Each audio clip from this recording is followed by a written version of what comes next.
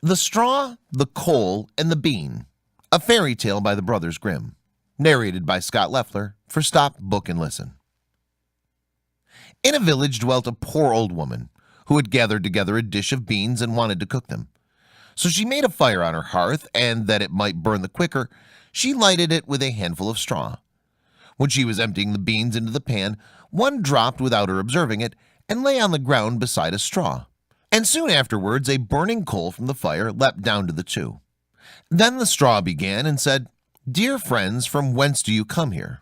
The coal replied, "I fortunately sprang out of the fire, and if I had not escaped by main force, my death would have been certain, and I should have burnt to ashes."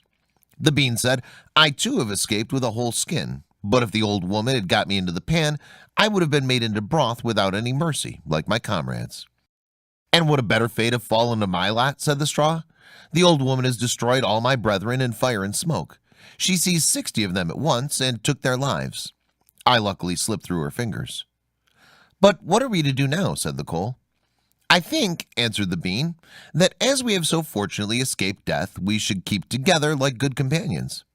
And lest a new mischance should overtake us here, we should go away together and repair to a foreign country." The proposition pleased the two others, and they set out on their way in company. Soon, however, they came to a little brook, and as there was no bridge or footplank, they did not know how they were to get over. The straw hit on a good idea and said, "I will lay myself straight across, and then you can walk over me as on a bridge." The straw therefore stretched itself from one bank to the other, and the coal, who was of an impetuous disposition, tripped quite boldly onto the newly built bridge. But when she saw she had reached the middle and heard the water rushing beneath her, she was, after all, afraid, and stood still and ventured no farther. The straw, however, began to burn, broke in two pieces, and fell into the stream. The coal slipped after her, hissed when she got into the water, and breathed her last. The bean, who had prudently stayed behind on the shore, could not but laugh at the event, was unable to stop, and laughed so heartily that she burst.